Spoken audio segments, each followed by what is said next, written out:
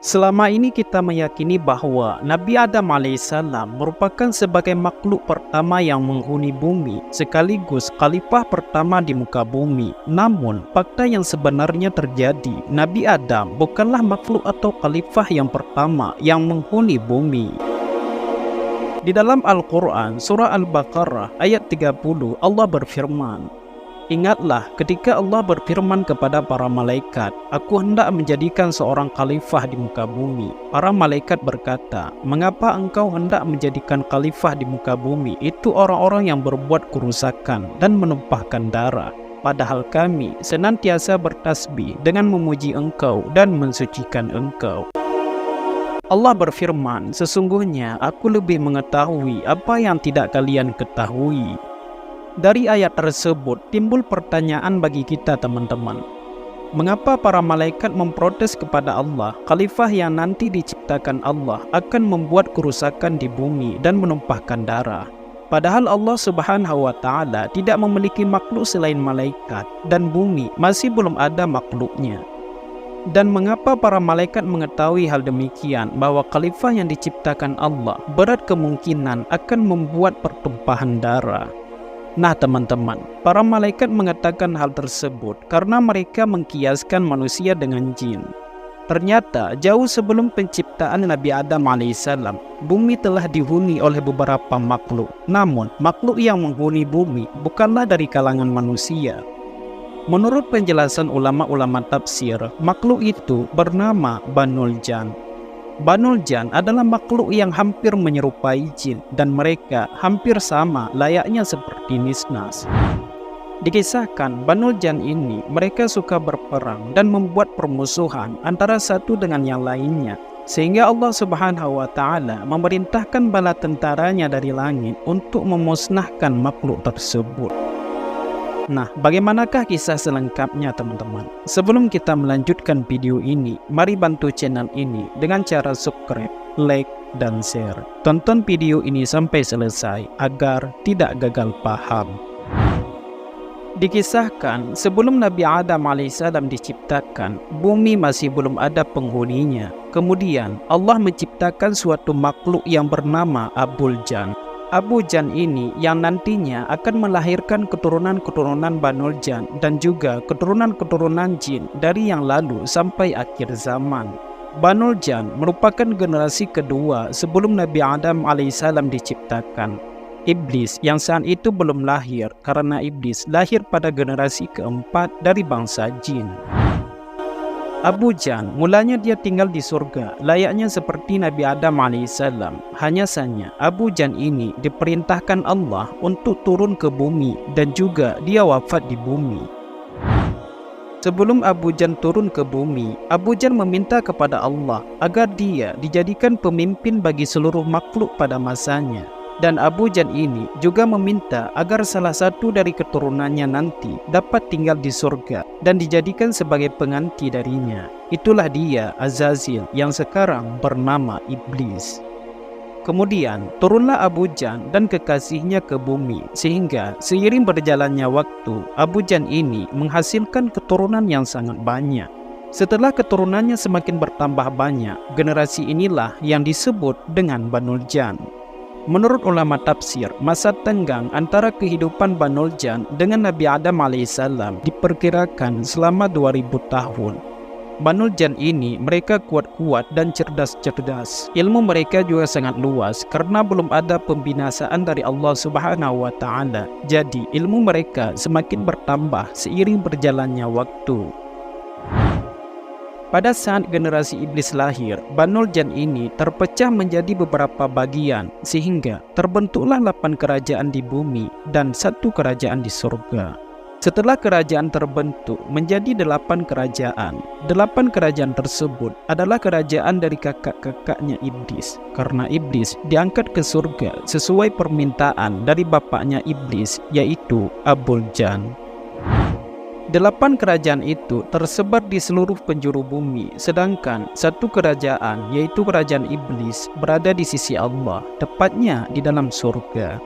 Teman-teman yang dirahmati Allah, Seiring berjalannya waktu, 8 kerajaan yang telah terbentuk tadi, mereka saling bermusuhan dan suka berperang dan menumpahkan darah antara satu kerajaan dengan kerajaan yang lainnya. Setiap kerajaan saling adu kekuatan dan bertujuan menjadi penguasa atas seluruh kerajaan yang ada. Peperangan dan pembantaian antar kerajaan itu terjadi hingga beribu-ribu tahun. Ketika sekian lama terjadinya peperangan antar 8 kerajaan ini, maka lahirlah keturunan Abu Jan yang diberi nama Azazil. Azazil ini adalah keturunan yang paling mulia di antara mereka. Ketika Azazil ini lahir, maka seketika itu dia pun diangkat ke surga. Iblis hidup di surga bersama makhluk-makhluk ciptaan Allah yang pertama yang tercipta dari cahaya, yaitu para malaikat. Para malaikat juga menempati bumi hingga langit ketujuh. Tugas mereka bermacam-macam, teman-teman. Ada tugasnya cuman beribadah saja, dan juga ada tugas mereka mengangkat arash agar tetap tergantung.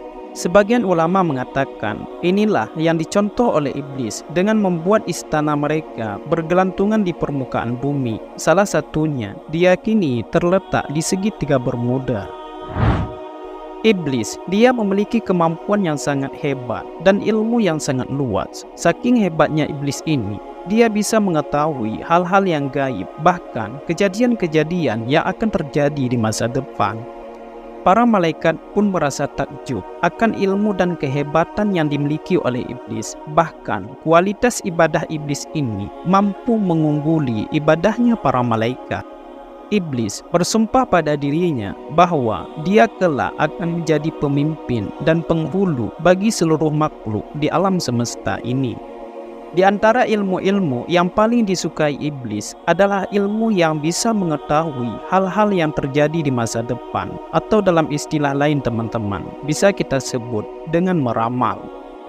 Iblis terus mempelajari dan memperdalamkan ilmunya, sehingga dengan ilmu yang terus dipelajari oleh iblis, sampai-sampai dia bisa mengetahui bahwa nantinya ada penghulu baru yang menggantikan bangsanya. Iblis diam-diam mengumpulkan informasi dan mencari tahu siapa dia sebenarnya dan kehebatan apa saja yang dia miliki maupun kelemahannya. Memang iblis ini makhluk yang pandai. Dia pun bisa mengetahui apa yang akan terjadi kepada kerajaan-kerajaan kakaknya di bumi. Teman-teman yang dirahmati Allah, singkat cerita, kerajaan Banu Jan kebanyakan telah hancur karena peperangan dan pertumpahan darah yang terjadi antar kerajaan. Kerajaan yang kuat itulah yang berkuasa, sedangkan kerajaan yang lemah terus-menerus ditindas dan dijadikan sebagai budak. Peperangan dan penindasan mereka tidak pernah berakhir. Kezaliman yang mereka lakukan telah melewati batas. Bahkan mereka tidak mengakui adanya Tuhan yang menciptakan mereka. Akibat kezaliman yang mereka lakukan, sehingga Allah Subhanahu wa Ta'ala menjadi murka, maka inilah awal mula terjadinya pembantaian kepada mereka Banu Jan. Allah mengutus penghuni pertama, yaitu para malaikat yang diketuai atau dipimpin langsung oleh iblis itu sendiri untuk menghukum kaum Banu Jan yang telah melewati batas tersebut. Pembantaian pun dimulai, sehingga banyak dari mereka yang mati. Tubuh mereka yang mati ada yang dibuang ke laut, ada juga yang dibuang ke pulau-pulau kecil. Namun, ada sebagian dari mereka Banu Jan yang pintar-pintar, sehingga mereka selamat dan berhasil lolos melarikan diri. Mereka yang selamat, sebagian ada yang bersembunyi di pulau-pulau karena kerajaan mereka telah hancur lebur.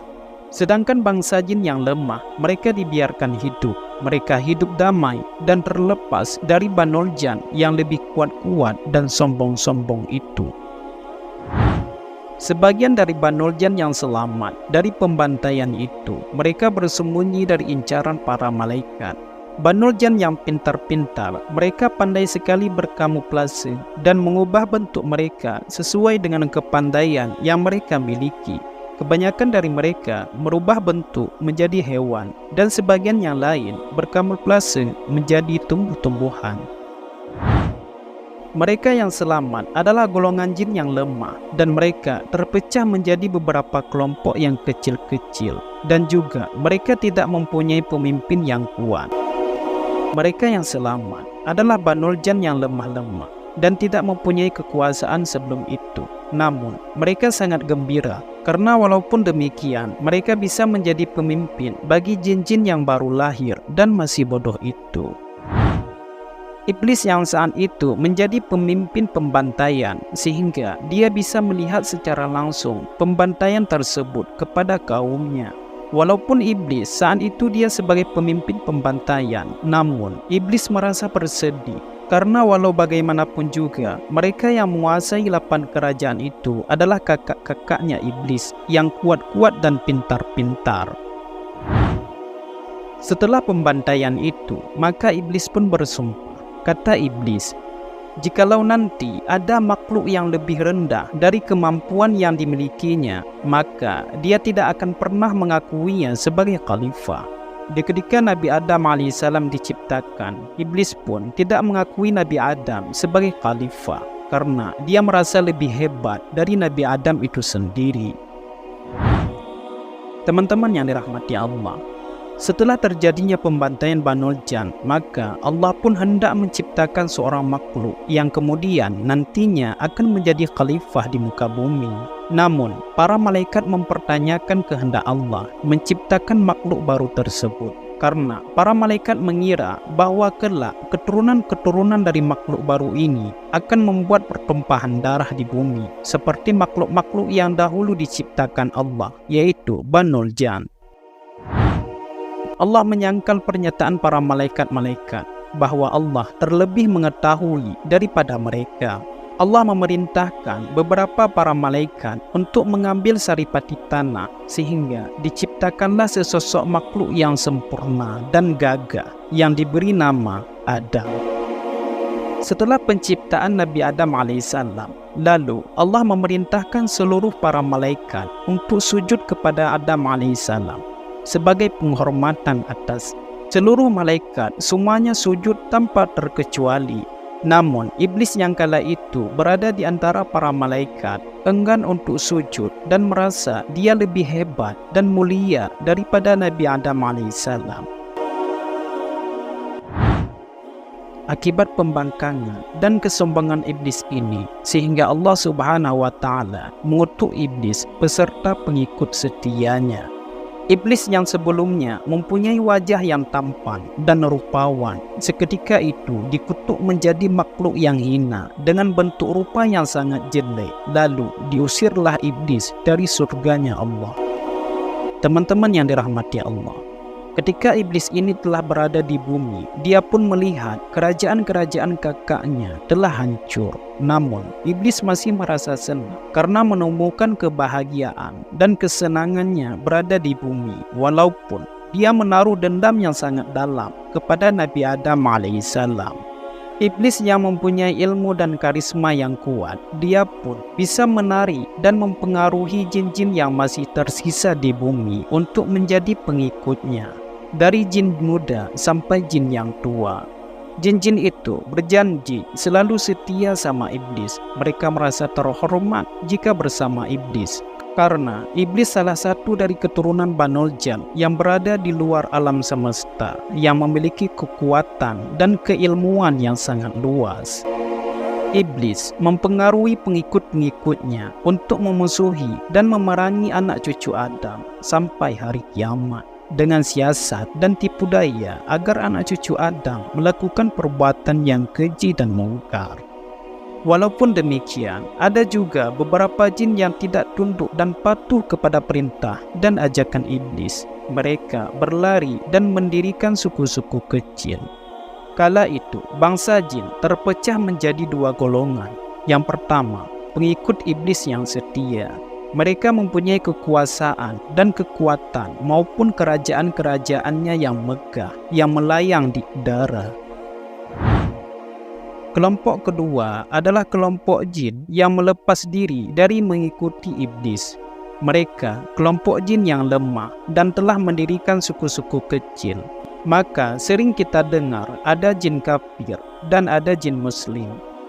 para jin-jin muslim ini sering dijajah dan diperangi oleh jin-jin kafir pengikut iblis. Dua golongan jin ini tidak pernah akur karena disebabkan berbeda keyakinan dan ideologi. Mereka selalu bermusuhan sampai hari kiamat. Teman-teman yang dirahmati Allah, dalam sebagian kitab-kitab tafsir, ada beberapa keterangan yang menyebutkan kisah-kisah tentang makhluk yang menghuni bumi sebelum Nabi Adam alaihissalam. Memang, kisah ini pada dasarnya bukanlah dari riwayat-riwayat Islam. Namun, banyak ulama-ulama tafsir yang menukilkan kisah ini dalam sebagian kitab-kitab tafsir, seperti kitab tafsir Ibnu Katsir dan juga kitab Izahul Azhar. Kisah ini pada mulanya diambil oleh sebagian ulama dari kisah-kisah dongeng Iran. Kemudian mereka memasukkan kisah ini ke dalam sebagian kitab-kitab tafsir. Hal ini menunjukkan bahwa dalam kalangan Islam sudah lama ada yang berpendapat bahwa sebelum Nabi Adam alaihissalam sudah ada makhluk yang menghuni bumi.